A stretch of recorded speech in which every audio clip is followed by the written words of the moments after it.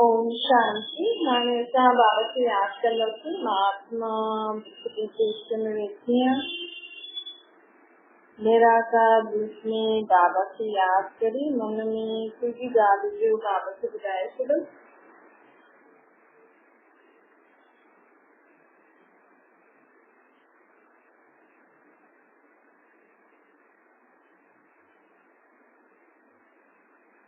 ओम शांति। आज मीठा मीठा शिव बाबा जमाते बाबा के अंतर मीठे बार बाबा की हाणे दुखन जी लहरन सा न्यारा परमात्मा चए तो दुख जी कोई भी ॻाल्हि हुजे न त असांजी आत्मा में एतिरी शक्ति हुजणी खपे कि उन दुख जे समय असांजी आत्मा दुखी न थी।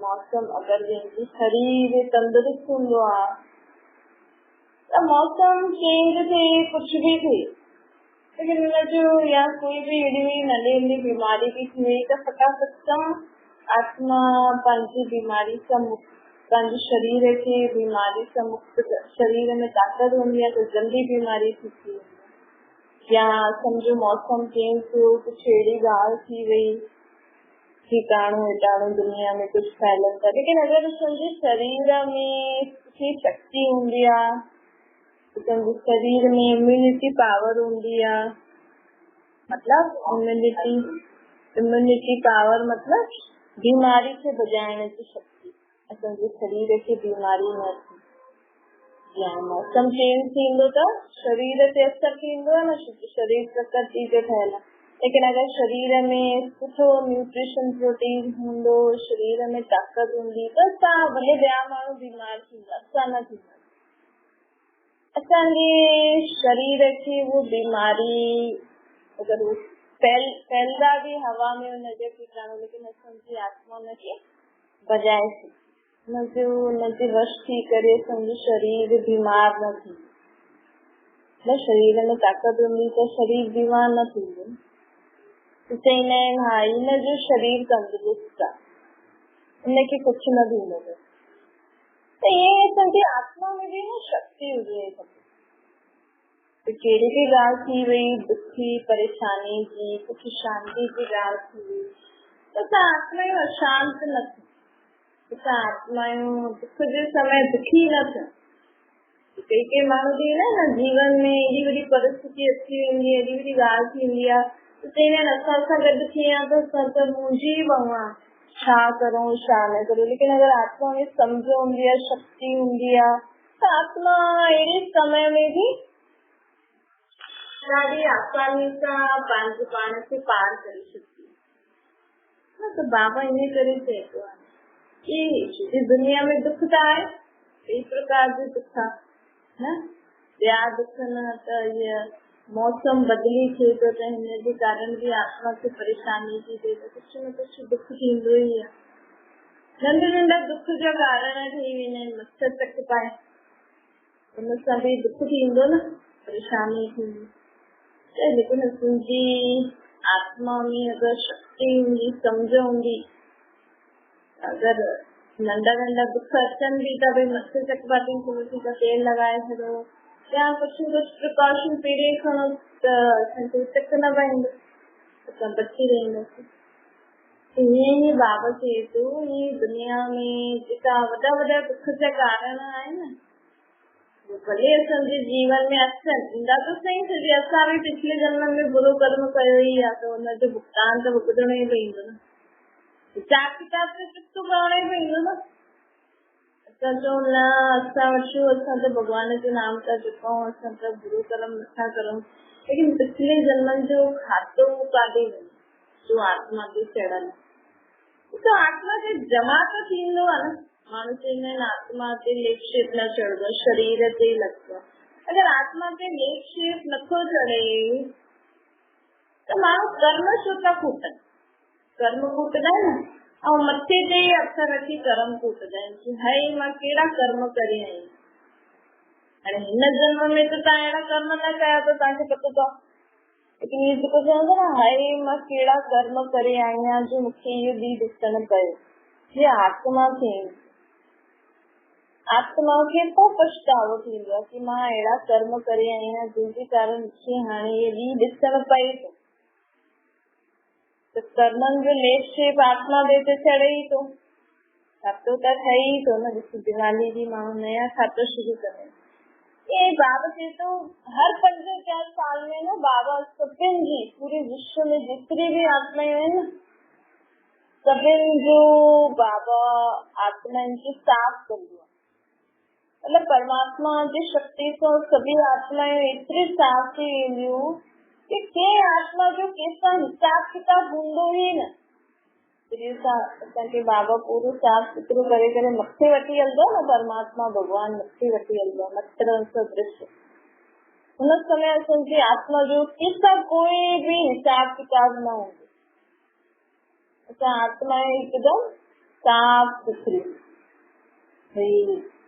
कोई भी हिन समय चईंदा आहिनि न अगरि ॿ ॼणनि जी लड़ाई झगड़ो थिए या प्रेम हुजे अखिते चईंदा आहिनि कि इन्हनि जो त ॾाढो लड़ाई झगड़ो त चईंदा आहिनि शायदि हिसाब किताब हूंदो। हिननि जो ॾाढो प्रेम आहे त चईंदा आहिनि हिननि जो भी हिसाब किताब हूंदो। त सतरी सां परम धाम में हलंदासीं न त असांजो कंहिंसां भी कोई हिसाब किताब न हूंदो। परमात्मा असांजी सभु खातनि खे कटे छॾियो हिकदम क्लीन।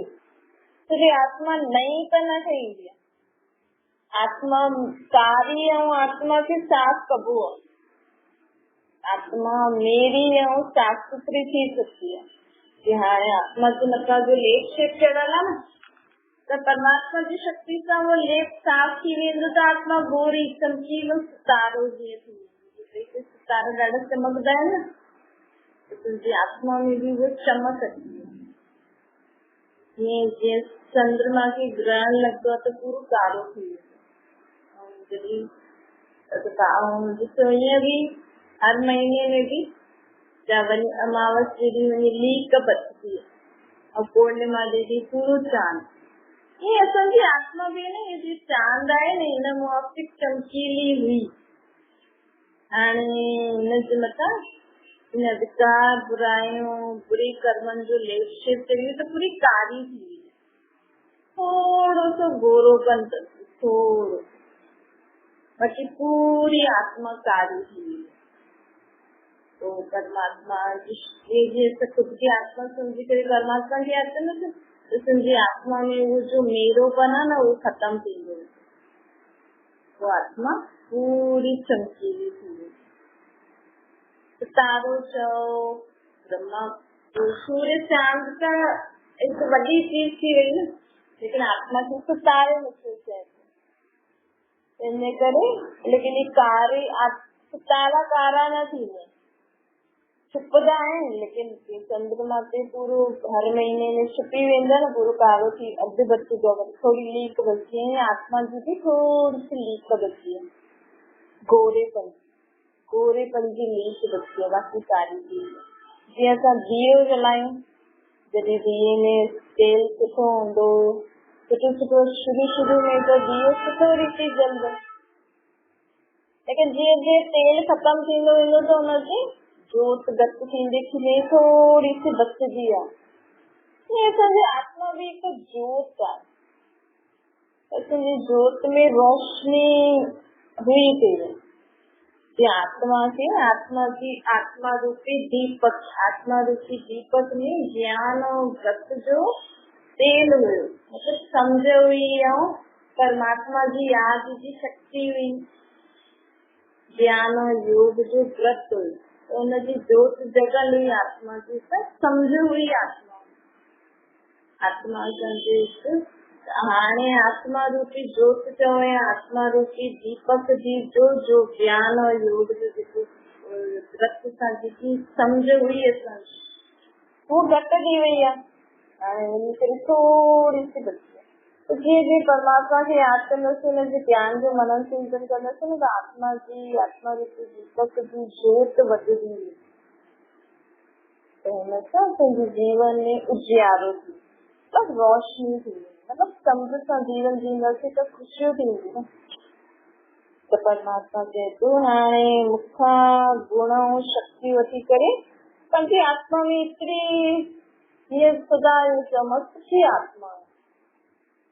सुखी आत्मा चयन से सारी ना सुखी आत्मा में सुख जी गुण अची है। मतलब हर एक गाल में असा सुठो कीअं सोची करे सुख में रहो। परमात्मा थींदो हर एक गाल में कुछ न कुछ सुठो हूंदो है, लेकिन असा उन समय समझी न सघूं। लेकिन असां जॾहिं अभ्यास कंदासीं न सुख स्वरूप आत्मा है। तो दुख के समय पे मुझे कोई ना कोई अड़ी गाल समझ में ईंदी जैसा मुझे दुख के समय भी दुख जो महसूस था न आत्मा महसूस न करती। आत्मा सुख जो ही अनुभव करे न कि कुछ न कुछ सुखी समझ परमात्मा द्वारा शक्ति मिलती रहेगी तो आत्मा दुखी दुख में भी दुखी न प्रभावित। तो इन रीति दुखन की लहरन सा न्यारा ये गर्मी के मौसम में गर्मी थींदी है, लेकिन स्वयं के बचाने के लिए कुछ न कुछ कंदा नहीं। बारिश पवंदी है तो स्वयं के मथा पानी न पए, जब बाहर निकलो तो कुछ न कुछ अड़ी तस्वीर करे वेंदा आहियूं न ताकि असां भिजूं न। आए तो दुख जी समय हिसाब किताब चुकतू करण जो समय हिन सृष्टि जे जेको हाणे समय तो हले न इनके चइबो आहे हिसाब किताब चुकतू करण जो समय। सभी आत्माएं हिन समय हिक ॿिए सां हिसाब किताब चुकतू थी कनि। ॾिसो इन करे दुनिया में केॾी प्रकार जी ॻाल्हियूं थी हलनि। असां ईअं चऊं हिन सां ईअं कई वीचारो वीचारो वीचारो इहो ख़राबु आहे इहो सुठो आहे हिन वीचारे सां बुरो कई। लेकिन बाबा चए थो हुन भई आत्माएं पंहिंजी हिसाब किताब चुकतू थी कनि। तव्हां छो हुननि जे लाइ बुरो था सोचो? असांखे थोड़ी पता पिछले जन्म में उन्हनि जो छा हिसाब किताब हुयो। एॾा सारा माण्हू आहिनि दुनिया में, हुन आत्मा हुन सां ई बुरो छो कई? हुन आत्मा हुनखे छो मारी? हुन आत्मा हुन सां ई दुख छो ॾिनो? दुनिया में केॾा सारा माण्हू आहिनि, छो सोची हुननि जो हिसाब किताब? अगरि असांखे सम्झ में अचे त कॾहिं असां कंहिंजे लाइ बुरो सोचतासीं, कंहिंजे लाइ बुरो चईंदासीं। ॿियो ई अगरि तव्हां हुन लाइ बुरो सोचता बुरो चईंदो त तव्हांजो बि हिसाब किताब ठही वेंदो। इन करे असांखे बाबा चए थो समय कहिड़ो थो हले हुनजे बारे में बाबा असांखे ॿुधाए थो। जो आहे हिसाब किताब चुकतू करण जो समय। सॼी आत्माउनि जी पंहिंजो हिसाब किताब चुकतू करे हिकदमि पंहिंजो पुराणो सुठो बुरो खातो ख़तमु करणु। दिवाली ते माण्हू नयो छोकिरो शुरू कंदा आहिनि त पुराणो ख़तमु कंदा आहिनि न। भई अॼु हाणे कचो आहे हिसाब किताब पूरा खाता वाता पुराणा बंदि, नया खाता शुरू कंदा। हाणे असांखे पंहिंजो पूरो खातो जेको बि हिक ॿिए सां आहे हिन कल 5000 साल में असांखे हिक ॿिए सां जो बि हिसाब किताब ठहियो आहे ॿिनि आत्माउनि जो, सभिनि आत्माउनि जो हिक ॿिए सां हुनखे ख़तमु करे पोइ नयो सत्युग कोई आत्मा सत्युग खां पंहिंजो नयो खातो खोलंदी। कोई त्रेता खां, कोई द्वापर खां, कोई कलयुग खां। कंहिंजो त हिकु जन्म जो खातो हूंदो आहे। ये दिवाली जो समय मच्छर आया हुआ, रात जो ईंदा सुबुह जो टे ईअं कई आत्माएं न कलयुग के अंत में ईंदियूं आहिनि। कलयुग के अंत में 2-3 जन्म में या हिक जन्म में सुख जो दुख जो पाट जाए खत्म, सब खत्म। तॾहिं त हिन दुनिया में भी अहिड़ा माण्हू आहिनि जो वञा सुठे सुठे घर में रहनि था, सुख मिले थो। असां वेही हुननि खे टीवी में ॾिसी हुननि जे बारे में ॿुधी करे सोचे हुननि जो जीवन केॾो सुठो आहे, केॾो आराम सां जीवन जीवन था। असां छो छोकी असां हुननि खां बि सुठो सुख जो जीवन सत्युग में जी करे आया आहियूं।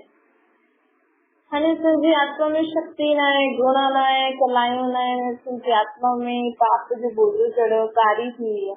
हुनजी आत्मा जा मथां खां अञा हाणे ई आई आहे। कोई फंक्शन हुजे, तव्हां अगरि फंक्शन में सुबुह खां अटेंड था करो त राति ताईं थकी वेंदव, और कोई माण्हू राति जो ईंदो त केतिरो फ्रेश लॻंदो न। अञा फंक्शन में आयो आहे राति जो, तव्हां त सुबुह खां केॾो मज़ो कयो, केॾो सुठो आराम सां खाधो पीतो मज़ो कयो, ऐं राति जो त तव्हां थकी पईंदव।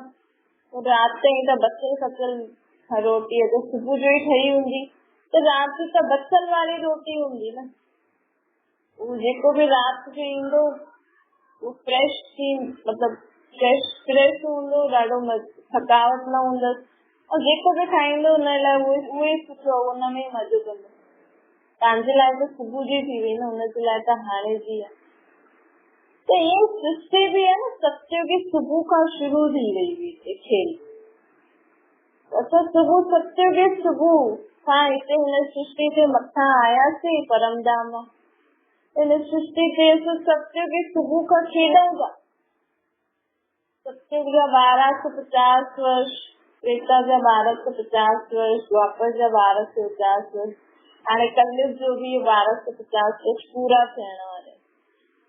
तो केॾी थकल आत्मा हूंदा, तॾहिं त चईंदा आहिनि माण्हू हाणे मूं में शक्ति न आहे, हाणे मूंखे मज़ो नथो अचे जीवन में। वैसे त माण्हू चईंदा बुढ़ापे में आहे, लेकिन अॼुकल्ह त ॿार जवानी में बि छो, छोकी आत्मा थकल आहे न। आत्मा सुबुह खां हिकु शरीर रूपी कपिड़ो छॾे करे ॿियो वठी, टियों वठी, चोथों वठी, आत्मा 84 अलग अलग शरीर रूपी कपड़ा वठी करे पाठ वजायो अथई, खेल खेॾियो अथई हिन सृष्टि सां, हिन सृष्टि ते। त केॾी थकी वई हूंदी आत्मा। ॿियो आत्मा सुबुह खां हिते आहे सत्युगी सुबुह खां, त हिक ॿिए सां सुठा बुरा कर्म बि केॾा थिया हूंदा न। जेको माण्हू सुबुह खां फंक्शन अटेंड करे थो, हुन ते केतिरे माण्हुनि सां मिलियो हूंदो, केतिरे माण्हुनि सां ॻाल्हायो वञे, केतिरनि सां सुठो संबंध रहियो हूंदो, केतिरो सुठो न बि रहियो हूंदो। जेसां न रहियो हूंदो, हाणे फंक्शन पूरो थियण वारो आहे, त चईंदा आहिनि न अगरि असांखे कोई भूल थी वई त क्षमा कजो, एंड में ईअं चईंदा आहिनि। त उहो ई हिन सृष्टि ते हाणे एंड थियो, हले वई खेल जो अंत आहे। इन करे हिन समय सभिनि खे असांखे छा थियणो, भई असांखे क्षमा करो। अगरि तव्हांखे कोई जबरदस्ती कोई डांटे भी तो, कुछ उल्टो सुल्टो भी चए तो न, तो हुनजे लाइ उल्टो सुल्टो न सोचे करे भई मूंखे क्षमा कर दो, छोकी वो आत्मा तव्हांजे पिछले जन्मनि जो हिसाब किताब किथां करण आई आहे। हुनखे ज्ञान न अथसि, असांखे त ज्ञान मिले थो न, असांखे परमात्मा चए थो न हाणे नयो बुरो खातो न ठाहियो। समय इहो ई आहे भई मां बि तोखे क्षमा थी करां, तूं बि मूंखे क्षमा कर सकती। छोकी असां परमधाम में जॾहिं मथे आत्मा आहियूं, सभु आत्मायूं पंहिंजी आत्मा आत्मा भाव जे रूप में, ॿियो कोई संबंध ई न हुयो, सभी आत्मायूं सुठियूं हुयूं। सत्युग में भी सुख शांति जो पाठ हुयासीं, द्वापर में भी सुठा हुयासीं। हाणे कलयुग में अहिड़ो जन्म थी विया आहिनि, छोकी पाप कर्म ज्यादा थी विया, त असां बि पाप कर्मनि जे वश थी करे बुरा कर्म कया आहिनि, हिक ॿिए खे उल्टो सुल्टो चयो आहे। हाणे असां में शक्ति आहे न, ये सभु लड़ाई झगड़ो करण जी भी शक्ति न आहे माण्हुनि में अॼुकल्ह, हुन में भी तंग थी वियो माण्हू। पहिरियों त आत्मा पंहिंजे देह अभिमान वश थी करे शरीर जे माण्हू लड़ाई झगड़ो करण में देरी न कंदा, हाणे त हुन सां बि थकी विया। हाणे कहिड़ो समय थो हले, भई मां बि तोखे क्षमा थी करां, तूं बि मूंखे क्षमा कर, छुट्टी, तूं बि खा पी मस्त रहो, मां बि खा पी मस्त। हाणे इहे समय थो हले, इन करे बाबा चए थो कि हाणे सदा मूंखे यादि करो, ऐं मुंहिंजी यादि में रहंदो न, त छो जे हाणे हिसाब किताब किथो करण जो समय थो हले, लेकिन असां परमात्मा जे छत्र छाया जे हेठां हूंदासीं। माण्हू चईंदा आहिनि न भॻवान तो सभु ॾिसे थो, भॻवान सभु ॾिसंदो न आहे, तव्हांजी आत्मा में सभु खातो भरियल आहे, भॻवान में शक्ति आहे, इहो तव्हांजे हिसाब किताब खे कटे सघे। त अगरि मां अहिड़े समय में जॾहिं मुंहिंजा हिसाब किताब किथो करण जो समय आहे, अगरि मां परमात्मा जी छत्र छाया जे हेठां अगरि असां रहंदासीं त असां बची वेंदासीं न, परमात्मा जी शक्ति सां उहो हिसाब किताब कटिजी वेंदो, उहा आत्मा ईंदी बि मूंसां हिसाब किताब किथो करण। लेकिन असांखे उन समय कुछ आत्मा खे परेशानी न थी, दुख न थी।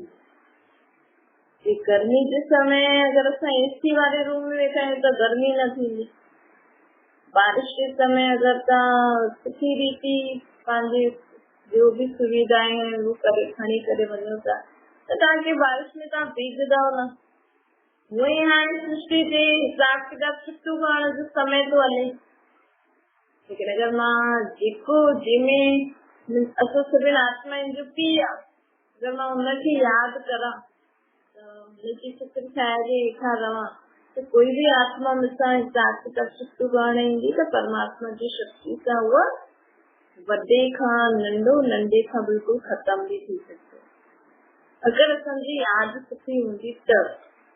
इन करे सदा परमात्मा जी चित्र छाया जे हेठां रहंदासीं त दुख जे लहरनि सां परे रहंदासीं, सदा ख़ुशियुनि जे झूलनि में झूलंदासीं। बाबा चए तो सदा बाबा चए तो कुछ छुपायो न, अगर असांखे कुछ भूल थी भी थी वञे न, कि कई बार ॿार माउ पीउ खां छुपाईंदा आहिनि न, मूंखां ग़लती थी वई, किथे मम्मी पापा मूंखे डांटे, पर थी त वई, अॼु न त कल्ह पतो त लॻंदो ई, ऐं पतो मां ही ॿुधायां त मुंहिंजो फ़ाइदो आहे न, हुजण सां छा थी। त ईअं परमात्मा बि चए थो कि कई माण्हू न कुछ कुछ बुरो कंदा रहंदा आहिनि, उल्टो सुल्टो कंदा रहंदा आहिनि, परंतु भॻवान खे न ॿुधाईंदा। असांखे इहे बि ॻाल्हियूं ॿुधाइणियूं खपनि भॻवान कि मां हीअं ग़लति कयो, मां हीअं कयो, मुंहिंजे मन में अहिड़ो वीचार आयो, मां हुनखे हीअं चयो, मां इहे बुरा कर्म कया आहिनि। परमात्मा खे सदा पंहिंजी सभु मनी ॻाल्हियूं ॿुधाइणियूं ज़रूरी आहिनि। तॾहिं असां छा रहंदासीं, अगरि असां परमात्मा खे सभु ॿुधाईंदा रहंदासीं न त आत्मा सदा हल्की रहंदी।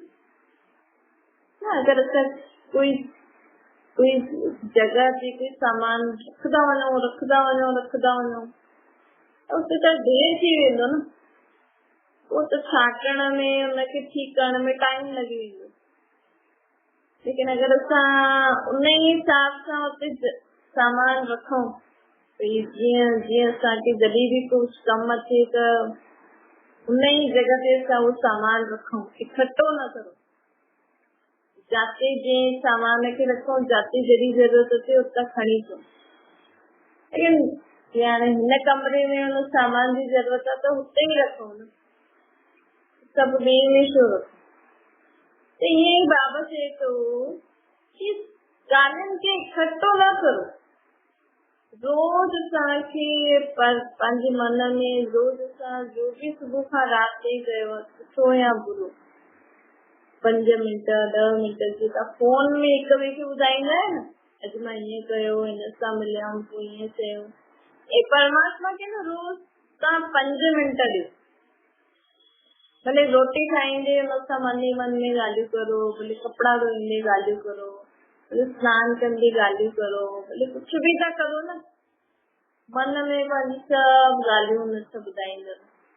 हाणे न फोन ते ॻाल्हाईंदे कमु करे थो न, त उहे परमात्मा खे मन सां यादि करे तव्हां पंहिंजी सभु दिनचर्या ॿुधायो कि अॼु मां हुनखे हीअं चयो, पोइ कीअं चई, मां हुनखे ईअं उल्टो सुल्टो चयो, या मां हुनखे मारियो, या हुन लाइ बुरो सोचियो या बुरो कयो, अॼु हीअ ॻाल्हि थी वई दुख जी। हिन सां छा थींदो, असांजी आत्मा में बोझ न चढ़ंदो, असांजी आत्मा कारी न थींदी। कारोपन इन करे ई त चढ़ंदो आहे। अॼु अगरि असां कंहिंखे बि बुरो चयो त तव्हांजी आत्मा में उहो कारोपन चढ़ी वेंदो, अर्थात कारोपन अर्थात उहो लिखजी वेंदो असांजी आत्मा में कि मां हिन समय हिन आत्मा खे ईअं चयो, भले मां ॿियो जन्म वठां, उहा आत्मा अलाए काथे विदेश में हुजे, मां हिते, लेकिन उहो लिखल त आहे मां हुनखे ईअं चयो, तो कॾहिं बि विदेश मां बि हिते ईंदी ऐं मूंखे उहा चईंदी ज़रूर, जंहिंसां मूंखे बि उहो दुख थिए। इन करे अगरि असां हाणे बाबा खे चई छॾियो कि मां हुनखे उल्टो सुठो चयो त उहो कटिजी वेंदो परमात्मा जी शक्ति। असां हाणे बाबा खे हुन आत्मा सां क्षमा मांगे छॾींदासीं न त उहो कटिजी वेंदो, पोइ असांखे हिन जन्म में या ॿिए जन्म में हुननि सां पतो न करणो। अच्छा, मीठी मीठी शुक्ल जे बारे में माता पिता बाप दादा जो याद प्यार और गुड मॉर्निंग रूहानी बात की अच्छा सभी रूहानी बारन के पाकिस्तान जी भी रूहानी माता पिता बाप दादा के याद गुड मॉर्निंग और नमस्ते वरदान आए। दुख जी लहरन सा न्यारा रही प्रभु प्यार जो अनुभव करण वाला खुशी के खजाने से संपन्न है।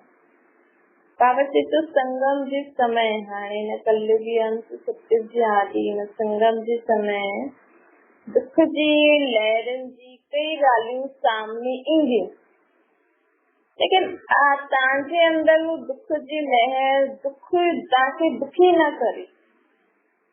जी गर्मी जे मौसम में गर्मी हूंदी, लेकिन स्वयं खे बचाइण जा उपाय हूंदा आहिनि त असांजे मथां आहे कि असां गर्मी में वियूं या एसी वारे कमरे में वियूं या कहिड़े बि तरीक़े सां गर्मी असांखे न लॻे त दुख जी ॻाल्हियूं ॿुधंदे हुए भी दिल ते उनजो प्रभाव न पए। वो कॾहिं थी सघंदो जॾहिं असां वो ॻाल्हि परमात्मा खे ॿुधाए छॾींदासीं, जॾहिं अहिड़े दुख जी लहरुनि सां न्यारा ठहींदासीं तॾहिं प्रभु जा प्यारा ठहींदासीं। और कोई भी दुखी आत्मा न भगवान खे याद ही न करे सघंदी। माण्हू चवंदा आहिनि दुख जे समय भगवान खे याद कर, वो याद ही न करे। ऑलरेडी मन में दुख जी ॻाल्हि आहे त परमात्मा जो सुख दाता है।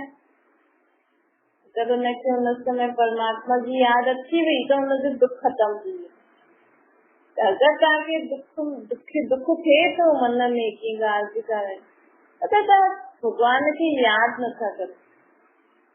अगर तव्हां मन सां परमात्मा खे याद करो न तव्हांखे कॾहिं भी दुख जी महसूस थिए ई न। परमात्मा केड़ा सुख दाता है, वो तव्हांजो दुख हरे वठंदो, तव्हांजे मन मां वो दुख जी ॻाल्हि खत्म करे छॾींदो। असांखे सम्झणो खपे कि दुख जी लहरुनि सां न्यारा ठहींदासीं तॾहिं ही परमात्मा जा प्यारा ठही सघंदासीं। त अहिड़े न्यारे ऐं परमात्मा प्यारा जो हूंदा आहिनि उहो ई खुशियुनि जे खजाने सां संपन्न है। त्रिकालदर्शी वो आ, त्रिकालदर्शी व त्रिनेत्री वो आ जो माया जे बहुरूपन के सहज ही पहचाने वठे। त्रिकालदर्शी सिर्फ जेका दुनिया में दिखाईंदा आहिनि देवी देवता भगवान ही त्रिकालदर्शी त्रिनेत्री न आहे। भगवान खे त पंहिंजो शरीर ही न आहे। ये देवी देवता जो दिखाईंदा आहिनि हिननि खे त कुझु ज्ञान ही न हूंदो। हाणे त्रिकालदर्शी मतलब सुनील कालन जे बारे में ॼाणणो। सुनील कालन जे बारे में वो आत्मा जाने सकती है जो खुद की आत्मा और परमात्मा खे जाने। परमात्मा हाणे अची करे असांखे ज्ञान ॾींदो आहे त हाणे अगर असां हिन ॻाल्हि खे सम्झी वियासीं कि सभु सत्युग में हुयासीं, पोइ त्रेता, पोइ द्वापर, पोइ कलयुग, असां परम धाम जा रहण वारा आहियूं त असां त्रिकालदर्शी थी विया। और टे नेत्र अच्छा सभिनि खे टे नेत्र आहिनि। असांजी आत्मा में न जेकी बुद्धि हूंदी आहे न वो बुद्धि अख हूंदी आहे आत्मा त सभिनि खे सिर्फ़ हिकु शंकर खे न आहे, सभिनि खे सभी मनुष्य आत्माउनि खे टे अखि आहिनि, लेकिन सभिनि जी हाणे टे अख बंद आहे। असांखे बुद्धि सां सम्झ न आहे, बुद्धि में सम्झ न आहे कि मां आत्मा आहियां, परमात्मा जो ॿार आहियां, परमधाम जो रहण वारो। ये समझ न हुजण मतलब बुद्धि रूपी अख बंद, आत्मा की स्मृति न। जिस समय असां खुद की आत्मा समझदासीं ऐं खुद परमात्मा के निराकार रूप में याद कंदासीं तॾहिं सम्झो असांजो टियों नेत्र खुली वियो।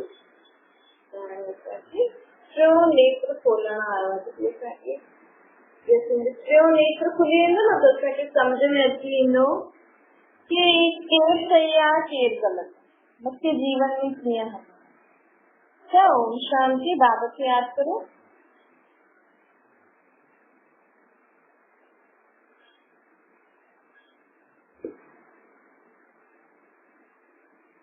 ओम शांति, ओम शांति, ओम शांति,